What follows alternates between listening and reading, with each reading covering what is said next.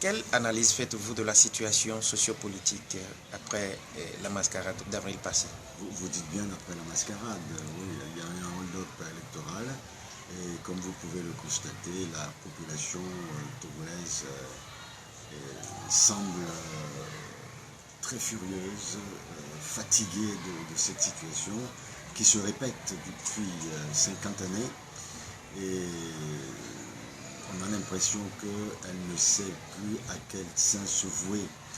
Et elle sait pertinemment qu'elle a voté massivement pour l'alternance politique. Elle a voté pour Jean-Pierre Fabre, très massivement, mais malgré toutes les précautions que CAP 2015 avait prises pour éviter un énième hold-up électoral, le APT Unir a encore, vous avez vu ce qui s'est passé avec la proclamation des résultats provisoires, après seulement vérification, à peine, même pas vérification, de 14 CELI, des PV de 14 CELI sur 42. Monsieur Tabiou s'est permis de proclamer des résultats qui ne sortent de nulle part. Et ça nous rappelle de très mauvais souvenirs. Et vous voyez, les populations sont découragées, furieuses après ce qui s'est passé.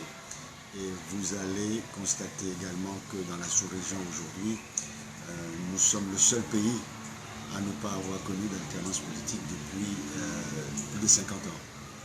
Donc il faut quand même qu'on réfléchisse, il faut que le peuple togolais se mobilise pour mettre fin à une situation qui est aujourd'hui inacceptable. Avez-vous l'intention d'avoir été floué par la communauté internationale? Vous savez, nous à l'ANC, nous n'avons jamais compté sur la communauté internationale. Et le président Jean-Pierre Fabre a pour habitude de dire nous devons compter d'abord sur nous-mêmes. Le Togo est notre pays. Si nous voulons sortir de l'esclavage, si nous voulons sortir de la dictature, un système dictatorial qui régente ce pays depuis plus de 50 ans, c'est à nous, Togolais, que cela revient de nous mobiliser, de faire en sorte que cela change. Et il nous dit souvent que la communauté internationale ne lèvera pas le petit doigt tant que le pays, tant que le peuple lui-même ne manifestera pas de manière claire, comme cela s'est vu dans d'autres pays. Le dernier en date, c'est notre pays voisin, le Burkina Faso. Tant que le peuple ne prendra pas son destin en main, la communauté internationale ne fera rien du tout, puisque la communauté internationale n'a qu'un seul objectif, c'est la paix, même si cette paix doit coûter très cher aux populations, même si on doit maintenir les populations sous le joug de la dictature, si on doit les maltraiter, s'ils n'ont pas d'eau à boire, s'ils n'ont pas de quoi manger régulièrement, tant qu'ils se taisent, ça arrange la situation de la communauté internationale. Avec votre formation pour la nomination d'un nouveau Premier ministre, puisque les réseaux sociaux et les rumeurs font état de ce que un certain nombre de personnalités, en l'occurrence Maître Georges Latevi-Lawson et Maître Dobrousse, sont pressentis au poste du Premier ministre. Après avoir gagné l'élection avec près de 60% des suffrages exprimés, je me demande comment ce régime pourrait avoir l'outrecuidance de se rapprocher de celui qui l'a spolié de sa victoire pour former un quelconque gouvernement. Donc vous n'avez pas été approché? Ça serait curieux quand même, et je ne comprendrais même pas qu'ils aient eu une telle idée.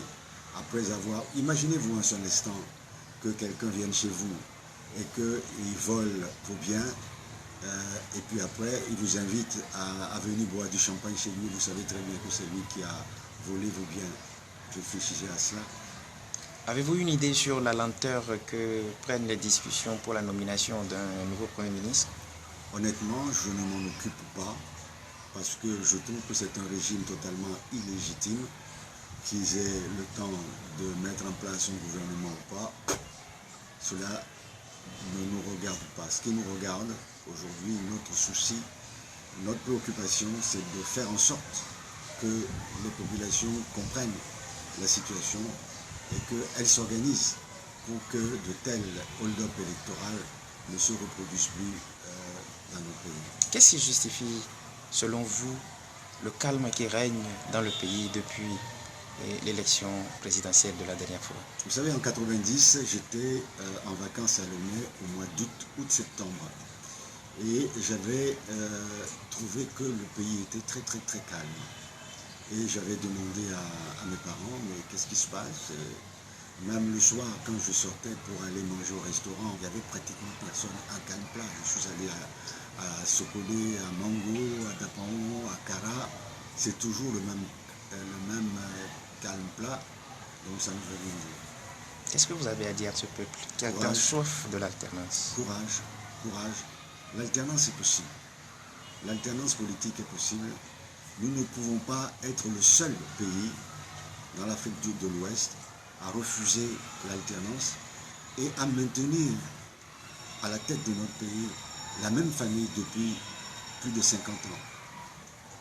Aujourd'hui, si M. Faure Gnassingbé arrive au terme de 5 ans, ça ferait 55 ans que la même famille régente ce pays.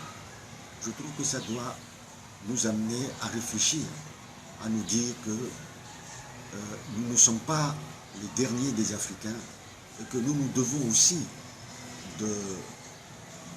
d'instaurer une démocratie, de bâtir un état de droit dans notre pays. Nous sommes des hommes dignes, nous sommes des peuples, nous sommes un peuple travailleur, un peuple politiquement bien formé, puisque jusque dans le coin le plus reculé, nos populations comprennent ce qui se passe dans notre pays. Il ne faudrait pas que le Togo soit perçu par l'extérieur comme la Corée du Nord de l'Afrique. Monsieur Dupuis, merci. C'est moi qui vous remercie.